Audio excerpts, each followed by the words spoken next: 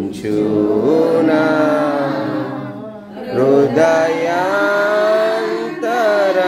హృదయాంతరంగమున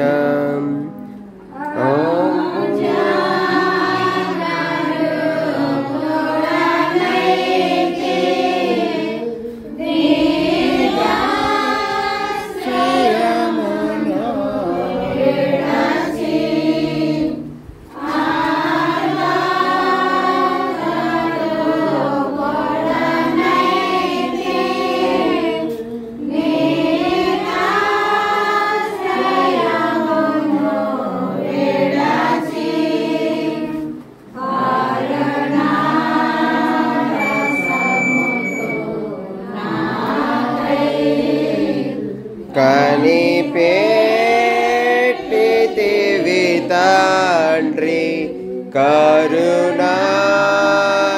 కరుణారసముతో నాకై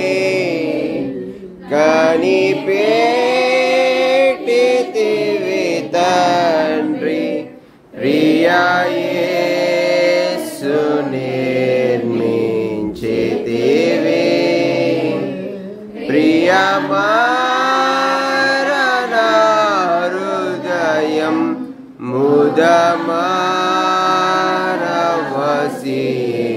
ముదమారవసించునా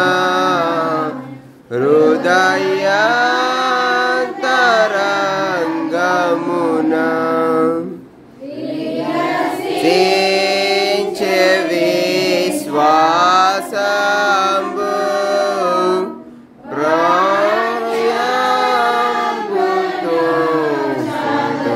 వగనిం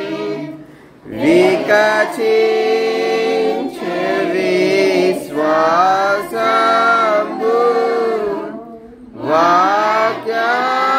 వాక్యమును చదువగనిం సుచిరీతి నీదు దారి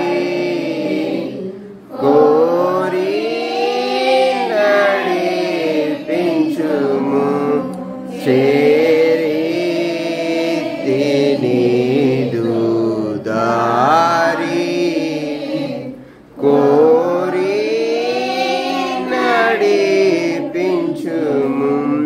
ప్రియా యేసు నిర్మించితివి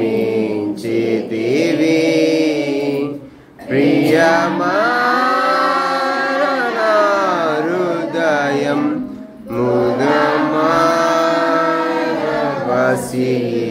ముదమారవసించునా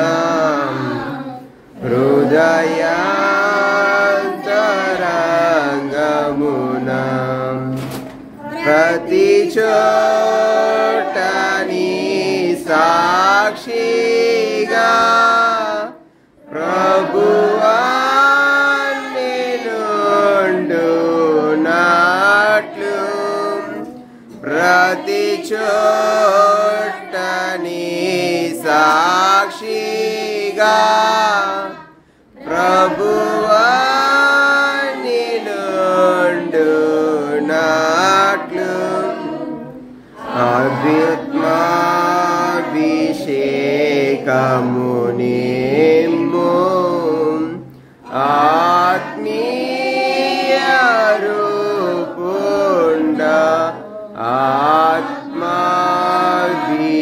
ఆత్మాభిషేకము నిమ్ము ఆత్మీయ రూపుండ ప్రియా యేసు నిర్మించితివి ప్రియమారణ హృదయం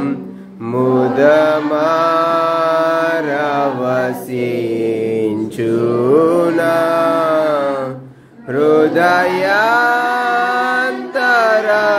హృదయాంతరంగమున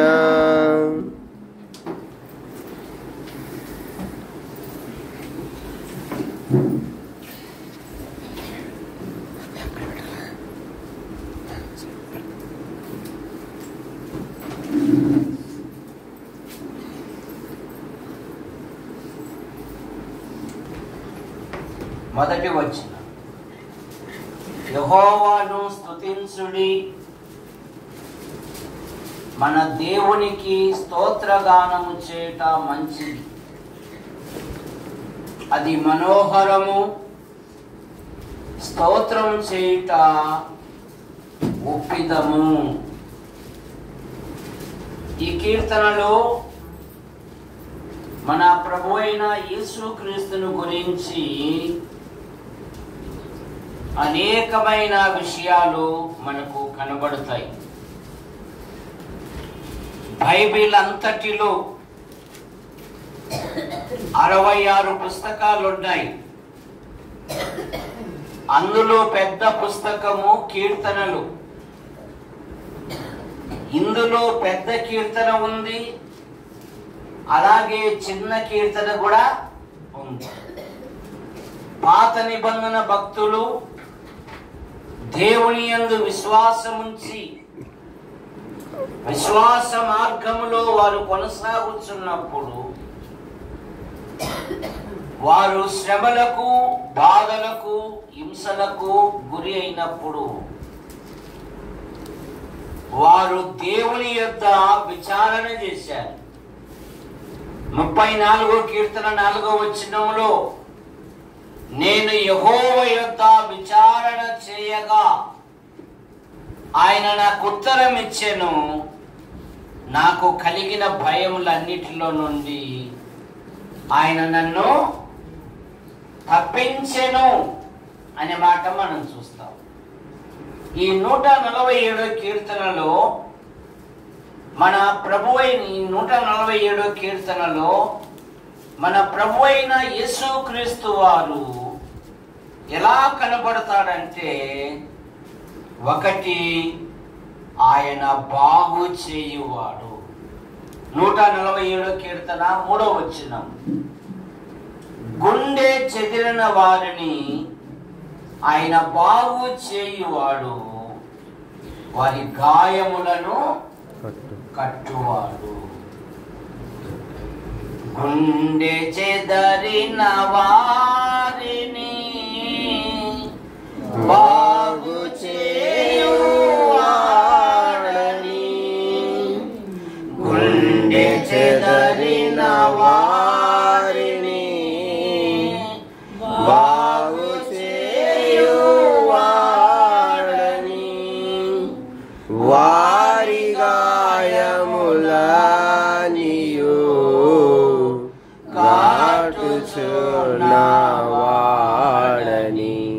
దేవునికి స్తోత్రము గానము చేయుటయే మంచిది, మనమందరము స్తుతి గానము చేయుటయే మంచిది. మన ప్రభు అయిన యేసుక్రీస్తు వారు ఆయన ఈ లోకములో ఉన్నప్పుడు అనేకులను బాగు చేశాడు, అందులకు చూపునిచ్చాడు, అంగహీనులను బాగు చేశాడు, చనిపోయిన వారిని సజీవులుగా లేపాడు, ఆకలితో ఉన్న వారికి ఆహారం అనుగ్రహించాడు. అందుకే 41వ కీర్తన 3వ వచనములో చదువుజాను. 41వ కీర్తన 3వ వచనం, 41:3, యెహోవా నా నోటికి కావలించుము, నా పెదవుల ద్వారము కాపు పెట్టుము, పాపము చేయు వారితో కూడా నేను దుర్నీత కార్యములు. 41:3 ఏమనుంది? రోగశయ్య మీద యెహోవా వానిని ఆదరించును, రోగము కలగగా నీవే వానిని స్వస్థపరచుదువు. 41వ కీర్తన 3వ వచనం ఏమంటున్నాడు? రోగశయ్య మీద, వాడు బలహీనతలతో జబ్బులతో పడి ఉండగా వానిని ఆదరించుచున్నావు. రోగము కలగగా యెహోవా వానిని నీవే స్వస్థపరచుచున్నావు. హిజ్కియా యెషయా ప్రవక్తతో కబురు పంపాడు, నీ ఇల్లు చక్కబెట్టుకో, భూమి మీద నీ నూకలు చెల్లినవి అన్నప్పుడు రాజు కదా, అధికారం ఉంది కదా, నా మరణ వార్త నువ్వు చెప్తావా అని కత్తి తీసుకోలేదు కానీ కన్నీళ్లు పెట్టుకున్నాడు. యెహోవా నా ప్రభువా, నీ సన్నిధిలో నేనెట్లు ప్రవర్తించి తినో ఒక్కసారి నన్ను జ్ఞాపకము చేసుకో. 2 రాజుల గ్రంథం 20వ అధ్యాయం. ఈయన ప్రిస్కిల్లా తమ్ముడు నువ్వు చదువు. ఎవరికి ఏంది? 41వ కీర్తన 3వ వచనం. నువ్వేం 40 పట్టుకున్నావు? నేను చెప్పేది 2 రాజుల గ్రంథం 20వ అధ్యాయము.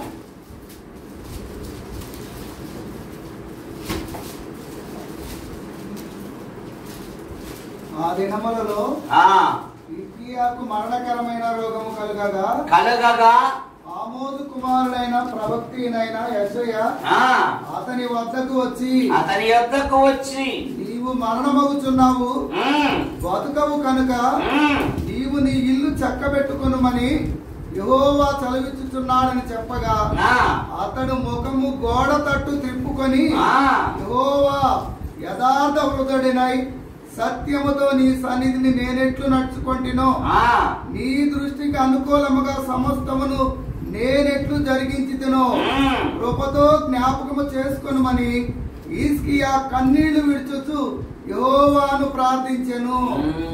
బైబిల్ ఏం చెప్తుంది? మీలో ఎవరైనా రోగి అయి ఉన్నాడా? దిగులు పెట్టుకోమన్నాడా? కన్నీళ్లు పెట్టుకోమన్నాడా? ఏడ్చమన్నాడా? ఏం చేయాలి? ప్రార్థన చేయాలి. మీరు ఎవరైనా రోగి అయి ఉన్నాడు, ప్రార్థన. హిజ్కియా రుబాబు చేయలేదు కానీ నీ సన్నిధిలో నేనెట్లు ప్రవర్తించి తినో ఒక్కసారి నన్ను జ్ఞాపకం చేసుకో అన్నాడు. ఏ నోటితో మరణ వార్తను పంపాడో దేవుడు అదే నోటితో శుభవార్త పంపుతూ ఉన్నాడు. యెషయా నువ్వు మరణ రాజు యొద్దకు వెళ్ళి, అతడు కన్నీళ్లు గార్చాడయ్యా, నా హృదయము పశ్చాత్తాపంతో ఉండిపోయింది, అతను బాగు చేస్తున్నాను, అతను ఇంకా 15 సంవత్సరములు ఆయుష్ ఇచ్చేదను, అతను ఉన్నంత వరకు యెరూషలేము మీదికి ఏ శత్రువు కూడా రాడు. ఏం చేశాడు హిజ్కియా? కన్నీళ్లు గార్చాడు, ప్రభుని అడిగాడు, దయతో ఒక్కసారి నన్ను జ్ఞాపకం చేసుకో, నీ సన్నిధిలో నేనెట్లు ప్రవర్తించి తినో, నాకు ఇచ్చిన అధికారమును ఏ విధంగా నేను జరిగించి తినో. నువ్వు నాకు అధికారం ఇచ్చావుగా, రాజుగా చేసావుగా, ప్రజల్ని ఏ విధంగా పాలించానో ఒక్కసారి నన్ను జ్ఞాపకం చేసుకోండి. చూసారు, ఆయన బాగు చేయు దేవుడు. యోహాను సువార్త 4వ అధ్యాయంలో ఒక కుమారుని తండ్రి ప్రభు యొద్దకు వచ్చాడు. ప్రభువా, నా కుమారుడు బలహీనంగా ఉన్నాడు, నువ్వు వచ్చి చేతులు పెట్టి ప్రార్థిస్తురా అంటే యేసు ప్రభు వారు అన్నారు, నువ్వు వెళ్ళు, నీ కుమారుడు బ్రతికి ఉన్నాడనే మాట చెప్పాడు, పంపించాడు ప్రభు. ఏమన్నా రాయబడిందంటే ఆ మాట నమ్మి అతడి ఇంటికి వెళ్ళాడంట. వాడు మధ్యాహ్నం నుండి గంతులేయడం ప్రారంభించాడంట. రే అబ్బాయి అబ్బాయి దగ్గర ఉండమంటే మీరేంద్ర బయట ఉన్నారు? సార్ నిన్న మధ్యాహ్నం నుండి అబ్బాయి గంతులు వేస్తున్నాడండి. ఏ సమయం నుండిరా? నిన్న 1 గంటల నుండి. యేసు తనతో చెప్పిన గంట అదే అని తెలుసుకొని అతడును అతని ఇంటి వారును ప్రభు అయిన యేసుక్రీస్తునందు విశ్వాసముంచిరనే మాట మనం చూస్తాం. ఎందుకంటే 107వ కీర్తన 20వ వచనంలో ఏముందంటే, ఆయన తన వాక్కును పంపి ఆయన గుండె చెదిరిన వారిని ఆయన బాగు చేయువాడు. చదవండి. ఆయన తన వాక్కును పంపి యోహాను సువార్త 4వ అధ్యాయము 50వ వచనం, నీ వెళ్ళుము,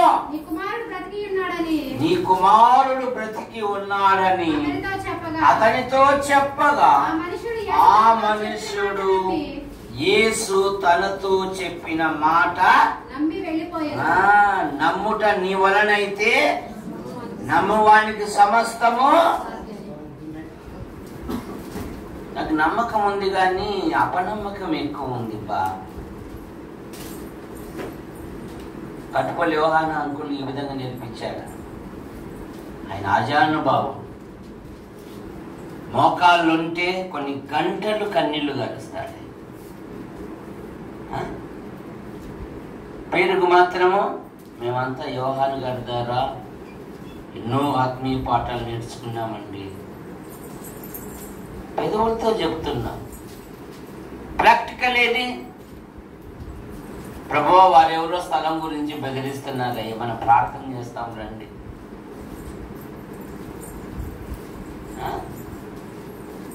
ఎవడైనను దేవుని ఆలయము పాడు చేసిన ఎడలా దేవుడు వానిని పాడు.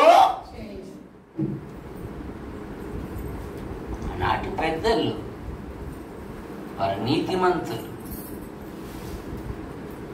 ఎక్కడే గాని పొరపరచలేని జీవితం జీవించారు. అన్యాయం చేయలేదే. వాళ్ళ దగ్గర ఉండే వాడు దోబుసులాట్లాడు. 80 సంవత్సరాల కాలేబ్ అన్నాడు, ఈ కొండ ప్రదేశం నాకిమ్ము, ఎక్కుటకు దిగుటకు నాదేముందమ్మా, నా వయసు కూడా అయిపోయింది అంటున్నాడు. మానేసినాడు.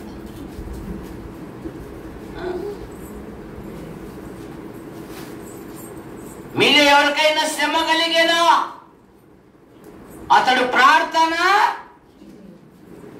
పేతురు చెరసాల్లో ఉంచబడేను. సంఘమైతే అతని కొరకు అత్యాసక్తితో ఎక్కడ పోయినా ఈ మూలాలు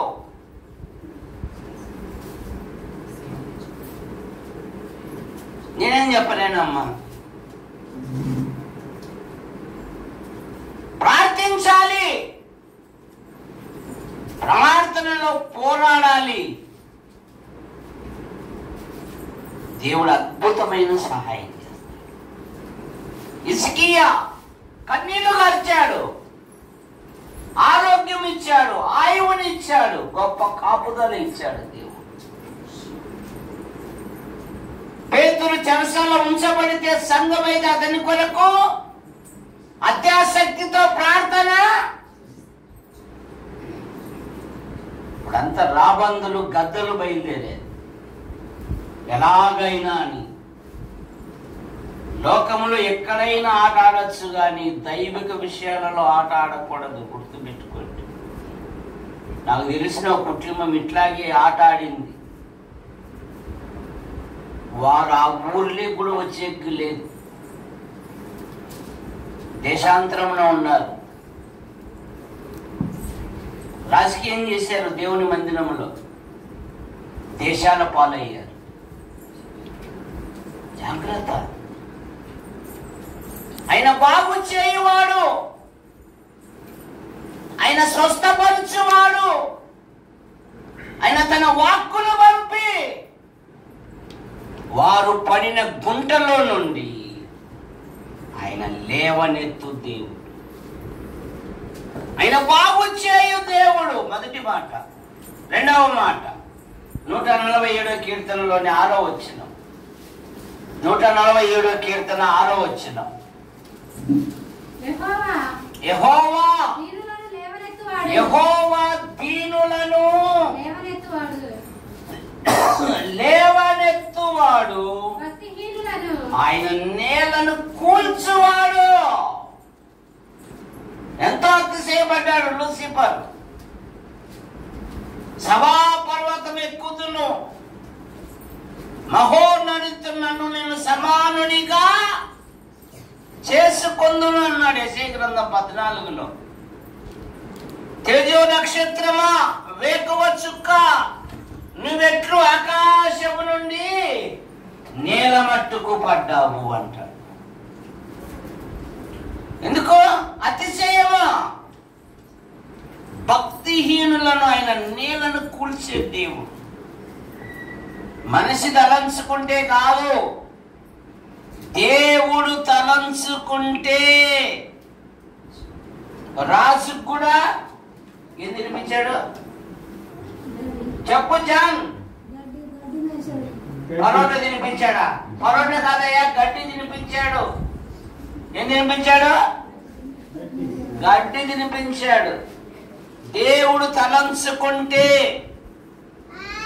బిలాము ప్రవక్తకు బుద్ధి కలిగించడానికి ఏది మాట్లాడింది? ఏనుగు మాట్లాడిందే, దున్నపోతు మాట్లాడిందే? మోసే ఏది మాట్లాడింది చెప్పు? ఏనుగు మాట్లాడిందే, దున్నపోతు మాట్లాడిందా? దేనికి నోరిచ్చాడు దేవుడు?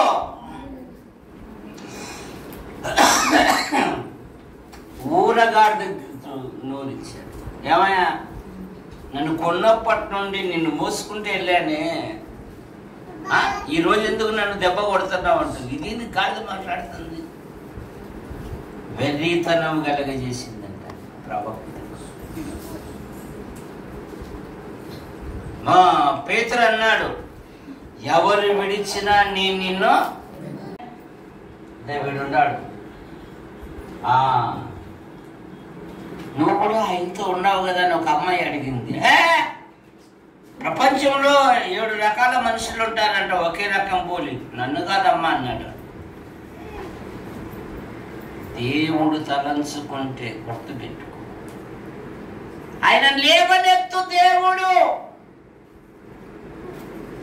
యోసేపు జీవితములో యోసేపు సోదరుడు యోసేపుకి ఏం పేరు పెట్టారు? వీడు విని కలలు. వాళ్ళు ఆడే ఉన్నారంగా. వ్యవసాయం చేసే వాళ్ళు ఏడున్నారు? ఎక్కడున్నాడు? వాళ్ళు ఆడే ఉన్నారు. కానీ యోసేపు ఎక్కడున్నాడు? ఎక్కడున్నాడు యోసేపు? ఐగుప్తు సింహాసనం మీద కూర్చోబెట్టాడు దేవుడు. ఎక్కడ కూర్చోబెట్టాడట? యెషయా ఆదికాండం 45వ అధ్యాయం 9వ వచనం. మీరు నా తండ్రికి తెలియజేయండి. ఏమని? మీ కుమారుడైన యోసేపును దేవుడు నన్ను ఐగుప్తు దేశమంతటా నియమించెను. ఏమన్నాడు? దేవుడు నన్ను, నేను కాదు, దేవుడు. 45 ఆదికాండం 9వ వచనం చదవండి. కాబట్టి దేవుడే గాని ఆయన నన్ను ఫరోకు తండ్రిగాను ప్రభువుగాను ఐగుప్తు దేశమంతటి మీద ఏలికగాను. నేను కాదు. ఎందుకో తెలుసా? నా జీవితంలో నా సొంత సోదరులే మా నాన్న రంగుల చొక్క గుట్టించాడని, నేనేమో తల్లి లేని బిడ్డను, నన్ను అమితముగా ప్రేమించి మా నాన్న రంగుల చొక్క గుట్టిస్తే అసూయపడ్డారండి, పగబట్టారండి, మరింత పగబట్టారండి. నేను కలభావం చెప్పా, అన్నయ్య మనమంతా జొన్న సీరలో చొప్పకొస్తా ఉంటే మీ కట్టెలన్నీ నిలబడిన నా కట్టెకు ముక్కాయి, ఆఖరి సూర్యచంద్రులు కూడా ముక్కాయి అంటే రా అమ్మా నాయనలు కూడా నిన్ను మొక్కుతారా? నలుమసుగా గుంటర్లేకేసేస్తారు, అమ్మేశారు, పీడపోయిందిలే అనుకున్నారు.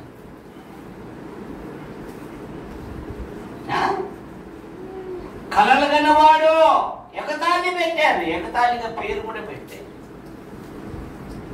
వాళ్ళు ఆడే ఉండిపోయినారు, వాళ్ళ ఆత్మీయ స్థానం అక్కడే. ఇంకా యోసేపు అయితే పవిత్రతను ఎప్పుడైతే కాపాడుకున్నాడో, ఎందుకు ఆ ఇంటి యజమానురాలు మాటలు పెట్టుకొని ఎలాగైనా పడగొట్టాలి, చెడగొట్టాలని ఆలోచన పెట్టేసి అదేమని రాయబడింది? ఆదికాండం 39వ అధ్యాయం 10వ వచనంలో, ఆమె మాట విన్నవాడు కాడు అనే మాట మనం చూస్తాం. ఎందుకు? దేవునికి విరోధముగా నేను ఎలాగూ మూట కట్టుకొందునని పారిపోయాడు యోసేపు పాపము నుండి. 9వ వచనం, ఆమెతో ఉండుటకైనను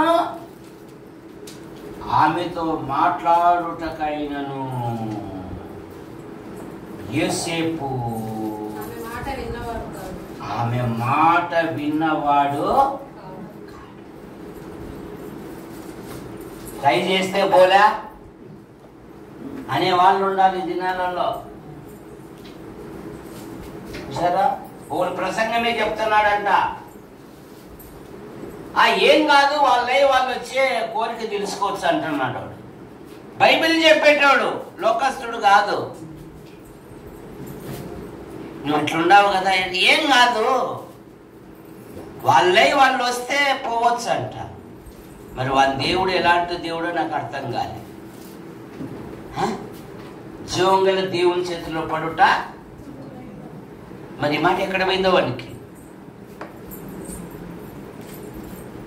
2 మైకులు పెట్టి చెప్తాడు మళ్ళా.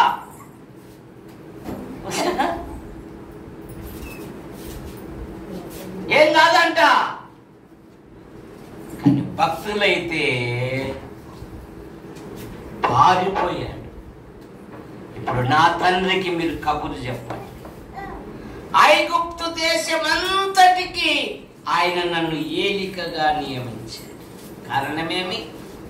యోసేపు యొక్క ప్రతి పలుకులో దేవుడు దేవుడు దేవుడు అనే పదాన్ని మనం చూస్తాం. తన సోదరులతో ఏమంటాడంటే, నన్ను అమ్మి వేసినందుకు మీరు దుఃఖపడకూడే, మీకంటే ముందుగా దేవుడే నన్ను ఇక్కడికి పంపాను అంటాడు. 50వ అధ్యాయం 20వ వచనంలో ఏమంటాడంటే, మీరు నాకు కీడు చేయ ఉద్దేశించింది కానీ దేవుడు ఏదైతే మేలుకే. చివరి దశలో కూడా ఏమంటాడంటే, రే మిమ్మల్ని దేవుడు వాగ్దాన దేశాన్ని తీసుకుని వెళ్తారు, ఆ సమయానికి నేనుంటే నేను మీతో కలిసి వస్తాను. ఒకవేళ నేను ప్రభు పిలుపు తీసుకుంటే ఐగుప్తులో నా ఎముకలు మాత్రం ఇక్కడ ఉంచు, మీతో పాటు తీసుకెళ్ళి వాగ్దాన దేశంలో పాతి పెట్టండి అన్నాడు. యోసేపు యొక్క విశ్వాసం చూడండి, యోసేపు యొక్క విశ్వాసం చూడండి. కారణమేమి? ఆయన దీనులను లేవనెత్తు దేవుడు. నువ్వు ప్రభు కొరకు సాక్షిగా నిలబడితే చాలు. కళ్ళములో ఉన్నా, పొలములో ఉన్నా, కలుగులో ఉన్నా, ఒకానొక దినమున తీసుకుని వచ్చి అందలో ఎక్కిస్తాడు. దావీదు ఇంటర్వ్యూకి వచ్చాడు యెషయా ప్రవక్త. ఇంటర్వ్యూలో ఫిట్ అయినారా? అది ఫిట్ అయినారా సోదరులు? బైబిల్ చదువుతుంటావా అప్పుడప్పుడు? జాన్ బైబిల్ చదువుతుంటావా అప్పుడప్పుడు? రోజు చదవాల. మీలాంటి యువకుల అవసరం దేవుని కోసం. యువకులు దేవుని పని కోరుకుంటే దేవుడు గొప్ప కార్యాలు జరిగిస్తారు. మేము నమ్ముకున్న దినాలలో మాకు ఏ ఆధారం లేదు. చిన్న గోనె సంచి పరుచుకొని అట్లా అందరూ తిరిగి వీధులైట్ కింద సంచిపట్ట పరుచుకొని గోడ సంచి పరుచుకొని బైబిల్ చదువుకునేవారు. ఏం లేదు మా ఆశ్చర్యకరంగా మాలే జనార్దన్ రావు గారు మరి తొలికొట్టంలో ఉన్న మా యొక్క ఆత్మీయ స్థితిని చూసి కుమార్తెను ధైర్యంతో ఇచ్చాడు. ఆస్తిపాస్తులు ఉన్నాయా, చూసుకుంటాడా, చూసుకోడా, మరి ఎలాగా, ఇవన్నీ కాదు. దేవుడు నమ్మిన బిడ్డ, ఇంకా భవిష్యత్తులో ఆయనే చూసుకుంటాడు దేవుడు. సరే, మా అత్తమ్మ సుందరమ్మ కూడా చాలా ప్రేమ కలిగింది. అప్పుడు మాకేమి లేవు, ఒకే చెంబి అన్ని పదార్థాలు అన్ని నాన్నలకు తాగడానికనే చెంపట్టుకొని పోయి కూడా అంతే.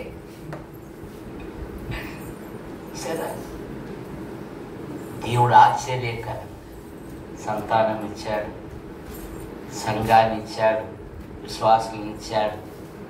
ఇవన్నీ ఒకే రోజు మేము కట్టుకొని రాలే. మీరు ప్రభు కొరకు నిలబడితే మీ పిల్లల జీవితాలలో దేవుడు గొప్ప కార్యాలు జరిగిస్తారు. ఇక్కడ ఏది చేసినా విశ్వాసముతో, ఉత్సాహముతో, నిరుత్సాహంతో కాదు, విశ్వాసముతో, ఉత్సాహముతో చేయి. ప్రభు కొరకు చేయి, మనుషుల కొరకు వద్దు.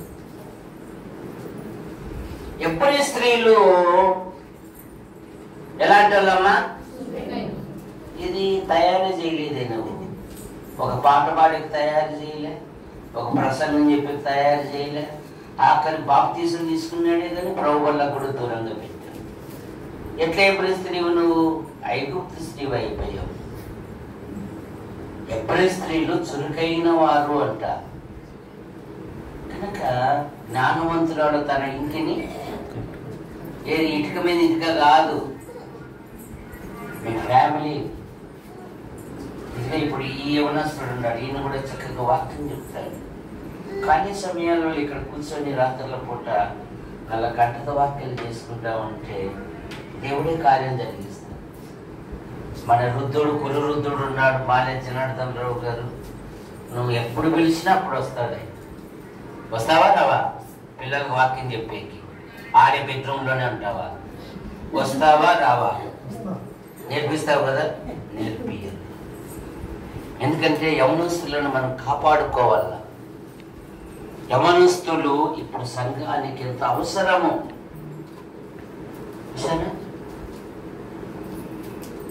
యవన పిల్లలు దేవుని పనిలో ఉంటే దేవుడు కార్యాలు జరిగిస్తారు. మీ నమ్మకం, మీ విశ్వాసం కూడా గొప్పది.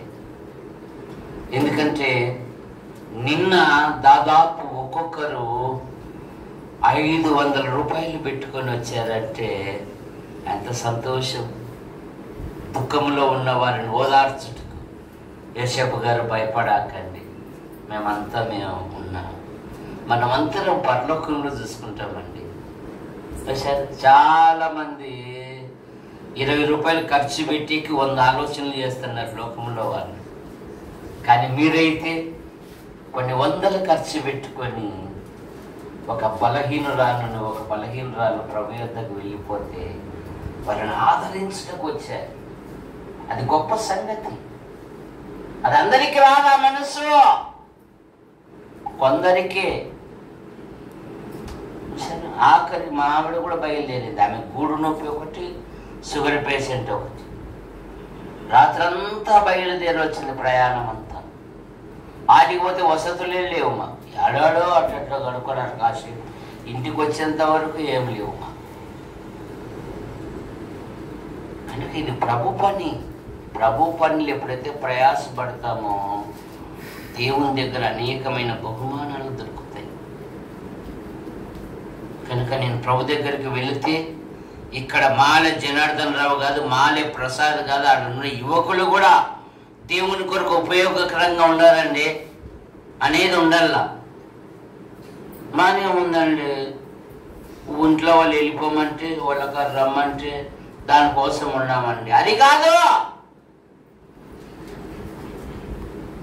ఒంటిలో పేతురు భక్తుడు ఏమన్నాడంటే, నా ఒంటిలో ప్రాణం ఉన్నంత వరకు మిమ్మను రేపవలెనను అంటాడు.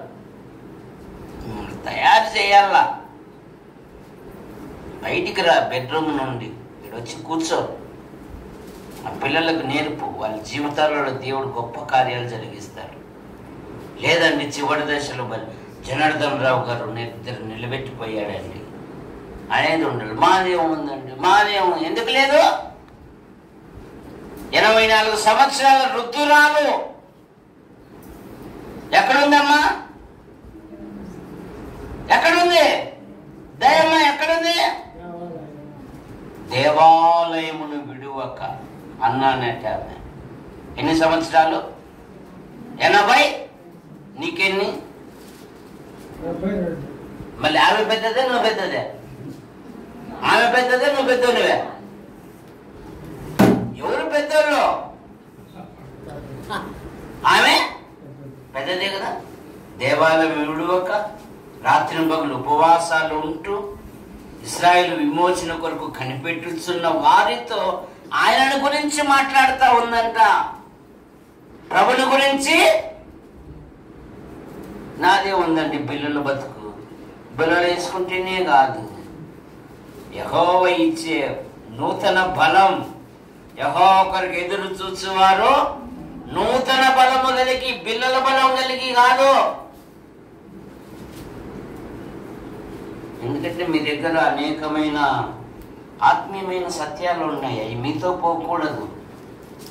ఆ పిల్లలకు నేర్పించాలి, మన బాధ్యత. అంతేగాని ఎప్పుడు పోతాడా మాలే జనార్దన్ రావా, ఎప్పుడు పోతాడా అని కాదు. నేను నా ఒంటిలో ప్రాణం ఉన్నందుకు నలుగురిని రెడీ చేసుకోవాలండి అనే ఒక పెట్టుకుంటే వీళ్ళిద్దరిని చక్కగా తయారు చేయగలం. దేవుని పని కొరకు వాడబడాలి కనుక ఆయన లేవనెత్తు దేవుడు. పేతురు పత్రికలో కూడా ఉంది కదా, దేవుడు తగిన కాలమందు మిమ్మల్ని హెచ్చించినట్లు ఆయన బలిష్టమైన చేతి కింద మీరు దీన మనస్కులై. యోబు గ్రంథం 5:11 ఏముంది?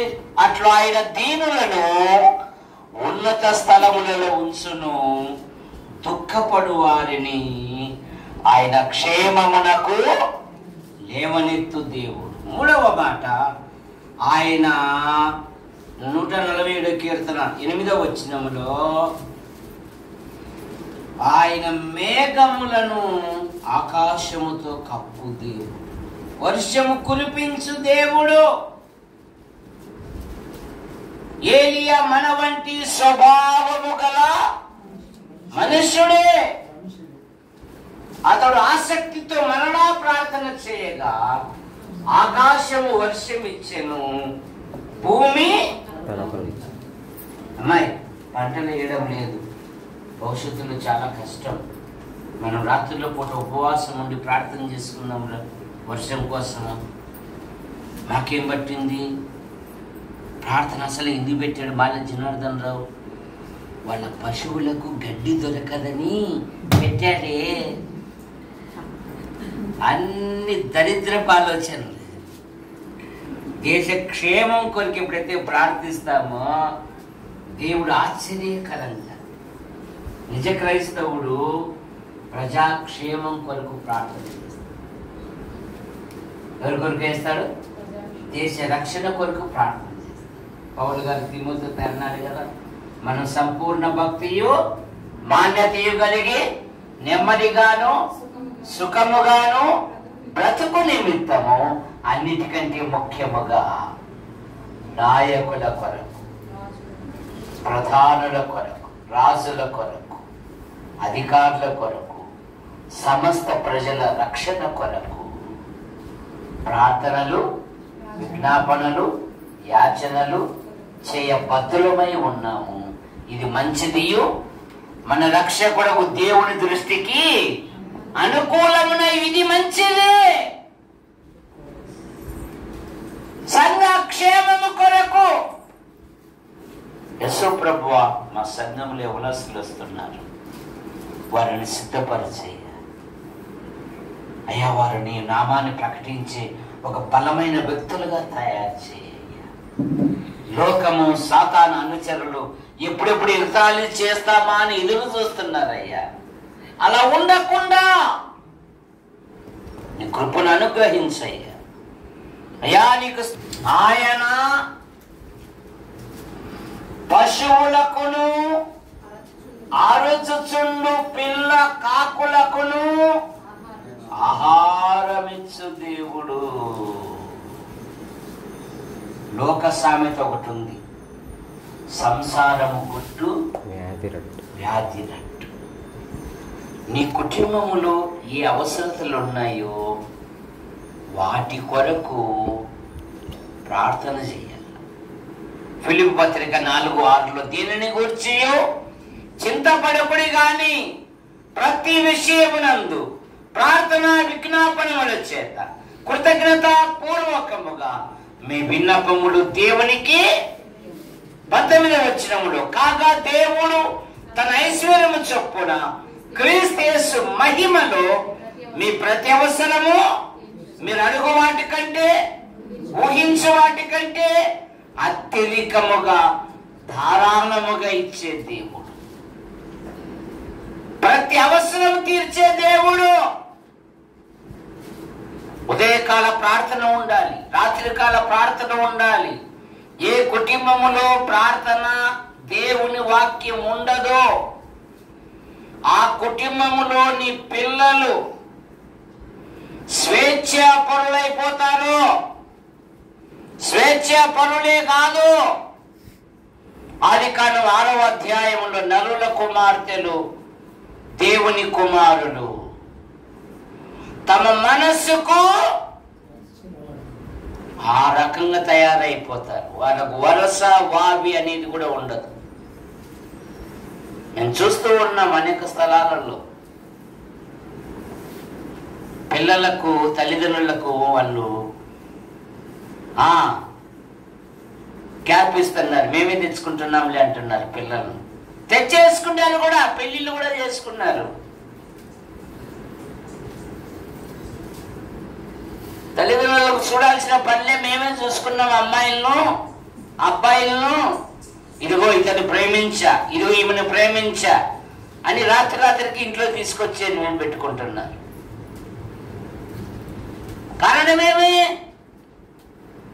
దేవుని భయము లేక, విచ్చలివిడితనం.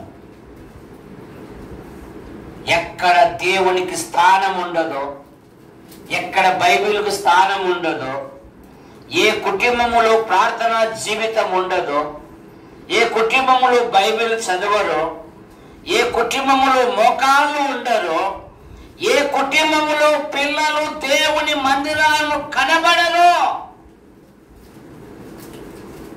మా పిల్లోడు మంచోడండి, ఏ నోట్లో ఏలు పెట్టినా కూడా అస్సలు కొరకడండి. వాడే నిన్ను ముంచుతాడు, ఆమె నిన్ను ముంచుతాది, గుర్తుపెట్టుకో. ఇప్పుడు ఆ తల్లిదండ్రులు సమాజం వైపు చూడలేక తల దించుకొని పోతా ఉన్నారు. ఏమడుగుతారో అని చెప్పేసి, ఎరా నీ కొడుకు పెళ్ళి అయిందంటేనే, నీ కూతురు పెళ్ళి అయిందంటేనే అని అంటే ఆ తల్లిదండ్రులకి ఎంత వేదన, ఏదో మాట కూడా చెప్పలే, ఎంత దుఃఖం. ఆ తల్లిదండ్రులు ఉన్నా ఒకటే, ఊడిపోయినా కూడా ఒకటే అన్నట్టుగా ప్రవర్తిస్తున్నారు. నిన్న భార్య భర్తలు కర్ణాటకలో శిల్పి దిగే కనిపోయినారు. ఫోటో కూడా వచ్చింది రాత్రి. ఆ అమ్మాయి అప్పుడే మోకంతో ఉంది, అందుకని వీడియో ఆడమని చెప్పేసి శిల్పిని చూసే సమయం ఇదే నది కదా అని ఫోటో తీర్చ దప్పకని పడేసింది. ఎవరో చూసి రక్షించారు, పట్టుకొని వచ్చే నీ కూతురు తీసేమంటున్నాడు వాడు, నీ కూతురు మంచిది కాదంటున్నాడు. ఎందుకు? ఆల్రెడీ ఒకరితో ఏమే ఎఫ్ఐఆర్ పెట్టుకుంది. కుటుంబాలు పాడైపోతున్నాయి. దేవుని భయము లేక. జాగ్రత్త, మన కుటుంబాలు కాపాడుకోవాలి. అందుకే భక్తులు అన్నారు, నేనును చెప్పండి జనార్దన్ రావు గారు అన్నా ఒకసారి ఇట్లా లేచి నిలబడి ఇట్లా తిన్నా ఇట్లా ఇట్లా వీళ్ళను నేనును నా ఇంటి వారును యెహోవాను. దావీదు ఏం కోరుకున్నాడు?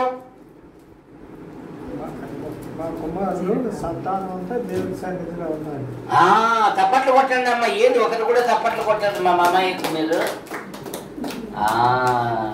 ఏమంటున్నాడు? దావీదు ఎవరు? కత్తి పట్టాడంటే సింహపు గుండె ధైర్యము కలిగిన వాడు కూడా దిగులొందుతాడంట. కానీ దేవుని సన్నిధిలో ఏమంటున్నాడంటే, నీ దాసుడైన నా కుటుంబం నిత్యము నీ సన్నిధిలో ఉండున్నట్లు దానిని ఆశీర్వదించుము.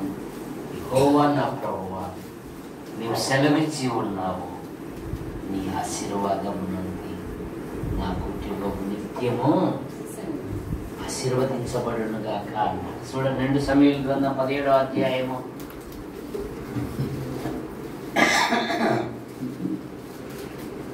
2 సమూయేలు గ్రంథం 17వ అధ్యాయము.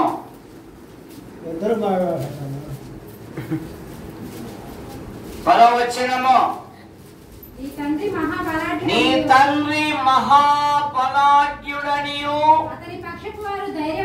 అతని పక్షపు వారు ధైర్యవంతులనియు ఎరుగుదురు గనుక సింహపు గుండె వంటి గుండె గలవారు సహితము దిగులొందెదరు. ఇప్పుడు 7వ అధ్యాయం 29వ వచనం 2 సమూయేలు గ్రంథం. దయచేసి నీ దాసుడైన జాన్ చదువు, సన్న అక్షరాలు కదా, గట్టిగా చదువు. 7:29 2 సమూయేలు గ్రంథం. వాళ్ళ డేవిడ్ ఏమో వాళ్ళ తమ్ముడేమో గట్టిగా చెప్పాక నైనా మధ్యాహ్నం భయపడుతున్నాడు, గుండె గడగడలాడుతుంది అంటున్నా. దయచేసి నీ దాసుడైన నా కుటుంబము నిత్యము నీ సన్నిధిని ఉండునట్లుగా దానిని ఆశీర్వదించుము. యెహోవా నా ప్రభువా, నీవు సెలవిచ్చి ఉన్నావు, నీ ఆశీర్వాదము నుండి నా కుటుంబము నిత్యము ఆశీర్వదింపబడును గాక. ఏం కోరుకుంటున్నాడు? మనల్ని మాణిక్యాలు కోరుకోలే. ఏం కోరుకుంటున్నాడు? భార్య ఏమో సంవత్సరాలే కాపురం చేయబడించాడు, నా ముక్కు కింద ముక్కు కొడుకన్నా అని అనలేదు దావీదు. నీ దాసుడైన నా కుటుంబము నిత్యము నీ సన్నిధిలో ఉండునట్లు దానిని నీ ఆశీర్వాదము. యాకోబు కూడా అదే కదా, నన్ను ఆశీర్వదించితేనే కానీ నేను నిన్ను. యెరూషలేము తల్లులు కూడా ఏం చేశారు? ప్రభు దగ్గరికి వాళ్ళ పిల్లలను తీసుకొని వచ్చారు.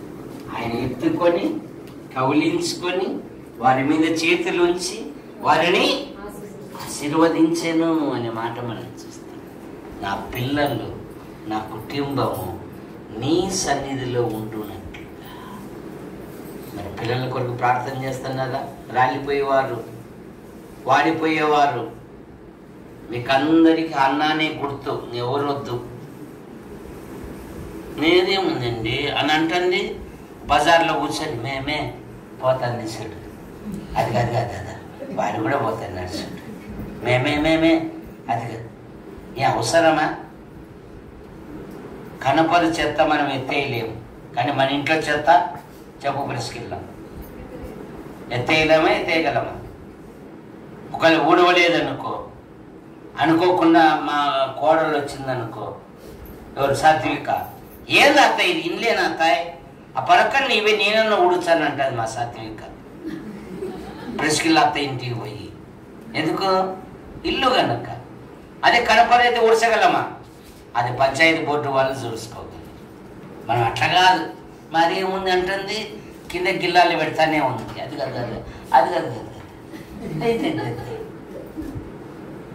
అవును, నా కొడుకు చెడిపోతున్నాడే, నా కొడుకు తాగుడు పోతే, నా కొడుకు మార్పు పొందాల కదా, నా కోడళ్ళు మార్పు పొందాల కదా, నా పిల్లలు దేవుని సన్నిధిలో ఉండాల కదా, అది పోయినాయి. మళ్ళీ యోహాను గారి దగ్గర మేము ఉన్నామండి. మరి ఏది ఉన్నా ఆ భక్తి జీవితం మన పిల్లలకు అవ్వాలా లేదా? మరి మీ పిల్లలు ఎంతమంది ఉండాలి ఇక్కడ? ఖచ్చితంగా చెప్పండి. మీ పిల్లలు ఇక్కడ ఎంతమంది ఉండాలో చెప్పండి. ధైర్యంగా నా పిల్లలు వచ్చి దేవుని సన్నిధిలో ఉండాలి, దేవదానం అని చెప్పండి. కారణమేమి? వదిలేసాం. అహరోను వదిలిపెట్టినట్లుగా ఆది నిర్గమకాండంలో చూడండి. విచ్చలివిడిగా తిరుగుటకు అహరోను ఏం చేశాడంటే వదిలిపెట్టాడంట వాళ్ళని. 32వ అధ్యాయం నిర్గమకాండంలో.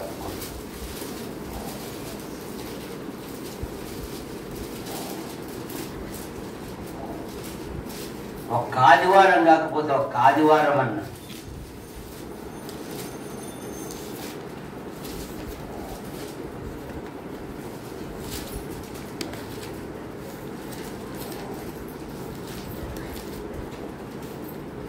ఇరవై 5వ వచనం. ప్రజలు విచ్చలివిడిగా తిరుగుట మోషే వారి విరోధులలో వారికి ఎగతాళి కలుగునట్లు తిరుగుటకు వారిని ఏమన్నాకు ఉండేది ఒక మొక్కేగా. ఏమన్నాకు అనేమన్నాకు మే ఏమన్నాకు. తిమోతి ఇంటిలో విశ్వాసము అనేది ఎన్ని తరాలుగా ఉంది? అమ్మ రక్షించబడింది. అమ్మ గర్భంలో ఉన్న తిమోతి కూడా మా వాడు డేవిడ్ గారు ఏమిచ్చినాడు నాకు దేవుడు, ఏదో ఇమ్మాను నేను చేయకపోతే ఎనుక చూడు అన్నాడు. ఇచ్చాడు.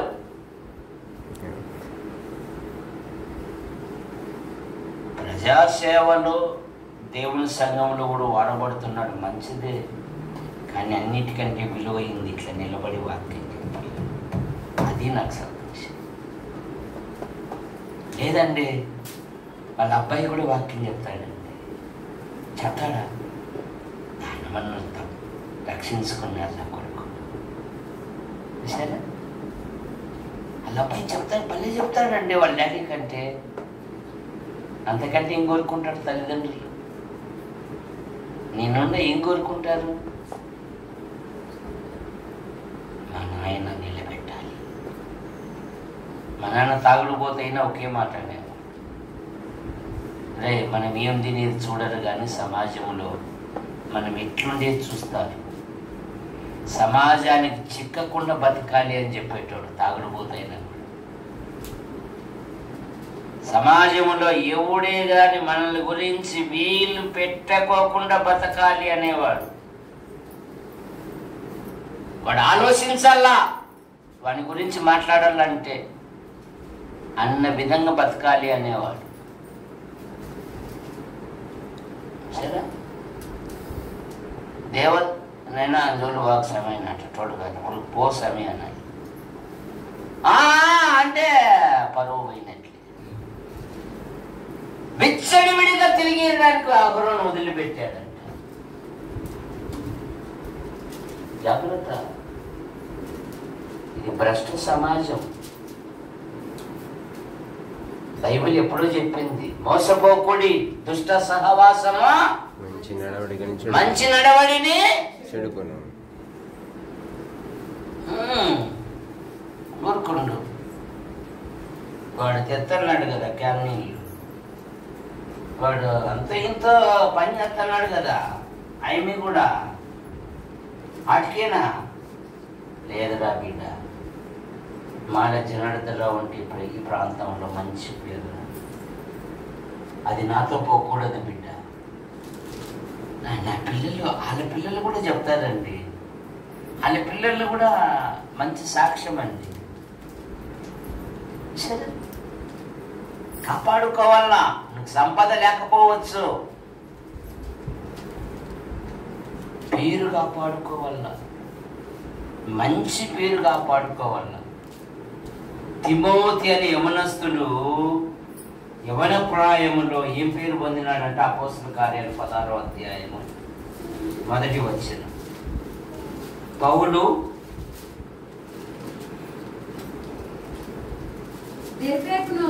దెర్బేకును లుస్త్రాకును వచ్చెను. తిమోతి అనే ఒక శిష్యుడు ఉండెను. అతడు విశ్వసించిన ఒక యూదురాలు కుమారుడు. అతని తండ్రి గ్రీకు దేశస్థుడు. అతడు లుస్త్రాలోను ఉన్న సహోదరుల వలన మంచి పేరు పొందినవాడు. యవనస్తుడు మంచి పేరు పొందినవాడు, బాగా సంపాదించిన వాడు కాదు, మంచి పేరు సహోదరుల వలన మంచి పేరు పొందినవాడు. ఊరికి రాదు మంచితనం. ప్రభువుని నమ్ముకుంటే మంచి పేరు ఇస్తాడు దేవుడు. సామెతల గ్రంథంలో అదే కదా, నీకు మంచి పేరు కలుగుతుందంట. సామెతల గ్రంథం 3వ అధ్యాయం అనుకుంటా, చదవండి ఒకసారి. నీకు మంచి పేరు కలుగును అనే మాట మనం చూస్తాం. నా వలని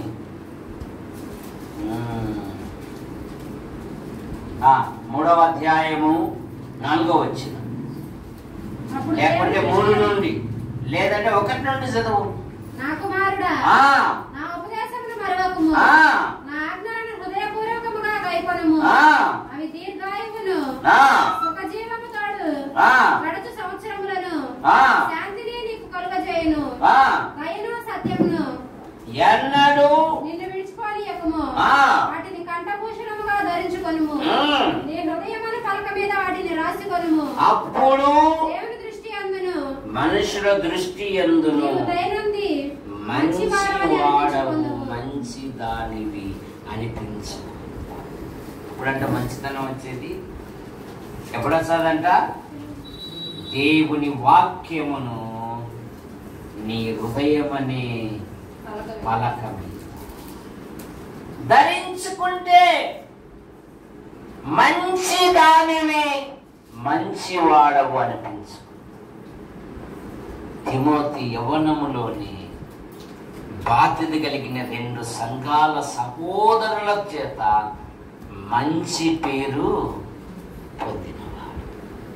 ఇంకేం లేకపోవచ్చు, ఎప్పుడైతే మంచితనం ఉంటావో అందులోనే అన్నీ ఉన్నాయి, అన్నీ వచ్చేస్తాయి. తర్వాత 5వ మాట, అధిక శక్తి గలవాడు, ఆజ్ఞ ఇచ్చేవాడు, ఆనందించువాడు, ఆశీర్వదించువాడు. చూడండి 147 కీర్తన 5వ వచనములో, మన ప్రభువు గొప్పవాడు, అధిక శక్తి గలవాడు. తర్వాత 15వ వచనం, ఆయన భూమికి ఆజ్ఞ ఇచ్చువాడు ఆయనే. తర్వాత 147 కీర్తనలోనే 10వ వచనం,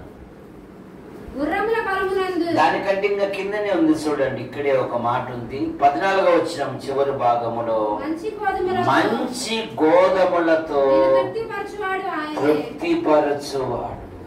ఇక 13వ వచనములో ఏమని రాయబడిందంటే,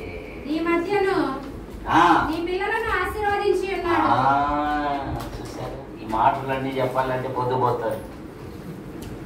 ఏమంటా, మన ప్రభు అయిన యేసుక్రీస్తు వారు ఈ 147 కీర్తనలో మన దేవునికి స్తోత్రగానము చేయుట మంచిది, ఎందుకంటే ఆయన బాగు చేయువాడు, ఆయన లేవనెత్తువాడు, ఆయన ఆకాశములను మేఘములతో కప్పువాడు, ఆయన ఆహారమిచ్చువాడు, ఆయన అధిక శక్తి సంపన్నుడు, ఆయన ఆజ్ఞ ఇచ్చువాడు, ఆయన ఆనందించువాడు, ఆయన ఆశీర్వదించువాడు. అబ్రహాము పనివాడు లాబానింటిలో సాక్ష్యం ఇస్తున్నాడు.